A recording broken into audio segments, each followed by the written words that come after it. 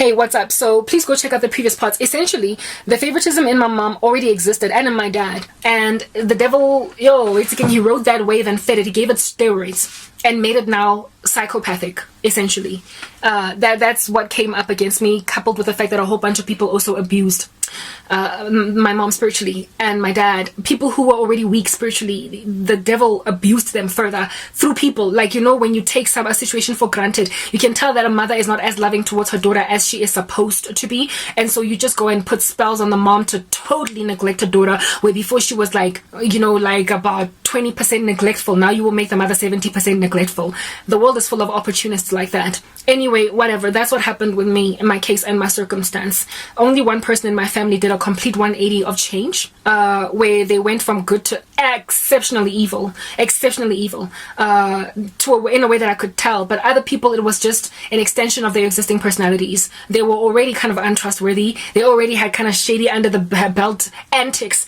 Only one person did a 180, and that person I actually have been the most prayerful over, because she got that way by complete demon possession due to invitation into a secret society that made her a completely new human being. It's like she went in there. Remember the former CEO that I told you about at MTN Zunaid? How he went in a really jocose man, and the next thing he did a 180, he changed. It's like he was recruited into something dark and then he changed. Yeah, I have a family member that changed like that. But the rest of them are just extension of where they are. It's just a magnification of existing nonsense.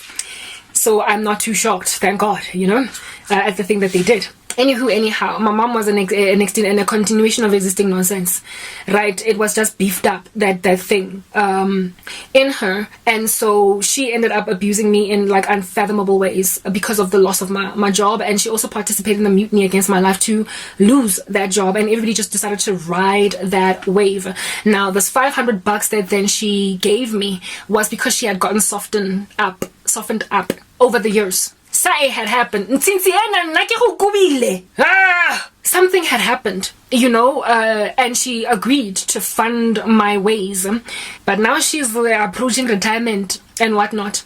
And one day she flat out came and told me, I'm stopping giving you the 500 rand zena. You're gonna have to go and find yourself a job. If anything, they're interviewing at Woolworths. I'm at Woolies. I'm like, woman, you have got a highly intelligent daughter that has got lots of beautiful corporate experience. You are in a position to help her get a job. That makes sense. She used to be a program manager. She's extremely educated, and you want me to go at Woolworths and cause her enemies to laugh at her. It was at this stage that I freaked out because she had a history. Remember, I've got PTSD. This fly, she had a history of just kicking me out if I don't do what she wanted. Remember that story that I told you about her following me to an interview and then kicking me out of home when it turned out that interview was not true, that I lied about it to get her to leave me alone because they were all busy persecuting me. Guys, I had still that fear that she was in that mode, right? Because I didn't trust that she was transformed or changed or different or less harsh towards me. So when she told me, Ore, you better find a plan to start making money, or like, I expected her to be like, oh, get out of my house. So I got scared, and I was like, you know what? I don't care that I'm scared right now, that if I go back to my ministry, that she might kick me out of home due to me uploading content again on social media, because she blocked me entirely from doing that and said that I would find myself homeless if I continued in this fashion. I was like, I'm not going to go scan groceries at Pick and Pay. I'm not going to go and be a teller at Woolworths. I'm not going to go and apply for some job that doesn't make sense for me. I'm going to start a business online, and I'm going to try and see if I can start a YouTube channel that's going to get monetized. And that's how I'm going to make money.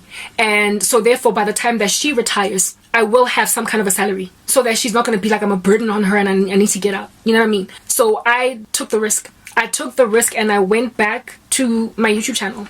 I went back to social media. That's when, unfortunately, this filthy maggot, because that's what he is, from the United States found me and decided to pursue me and slide into my DMs and bewitch the crap out of me because he saw that I am going through a lot. Come on, it's a game. Flying kick. Have you ever killed a fly with a flying kick? I'm gonna get that done just now. Anyway, whatever. Righto, so unfortunately, literally within like a month, a month is long. Yeah, no, a month actually. Within a month of being back on social media, struggling just to grow my YouTube channel, gain subscribers. Here it is that I'm trying to share my witness. I don't know from what vantage point. I'm trying to see if I can't get that monetization game happening, because I was told otherwise go scan groceries at Pick and Pay.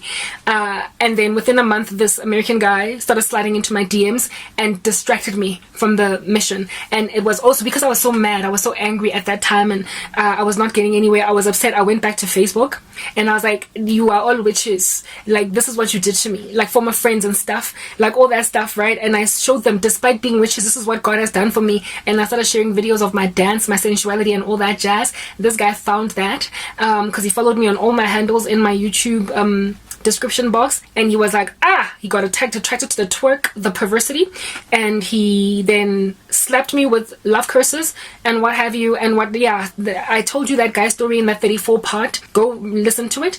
That's how he ended up coming back, squeezing into my life. He had checked out my ministry in the earlier days before I quit, and then I went silent for a season, and then I went back using this internet that is here. So basically, God was uprooting through that whole experience. Do you understand? My sensuality.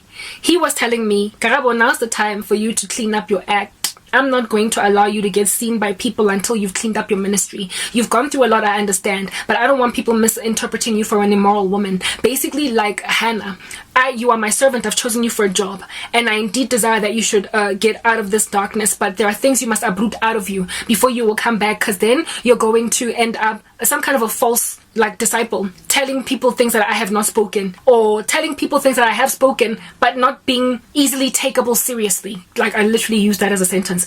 People are not going to take you that seriously despite you giving true words that come from me, due to the fact that you'll be sensual, you'll be half dressed, you will be just doing random compromised things. Clean yourself up, that you might indeed rock up in a way that's going to be acceptable for the church and healing for the body of Christ.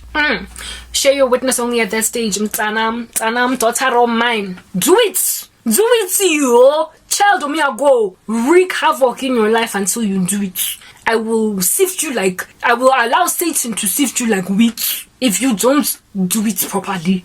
So I was like, oh God, okay, fine. But what does it look like to not be sifted like wheat though? And so it's taken a whole bunch of time.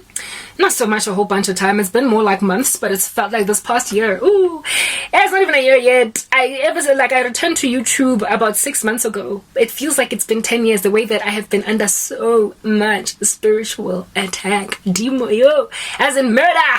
Hey, she wrote, man, she wrote, man, she wrote. I don't know how many death curses I have endured in the past 6 months alone in comparison to the past.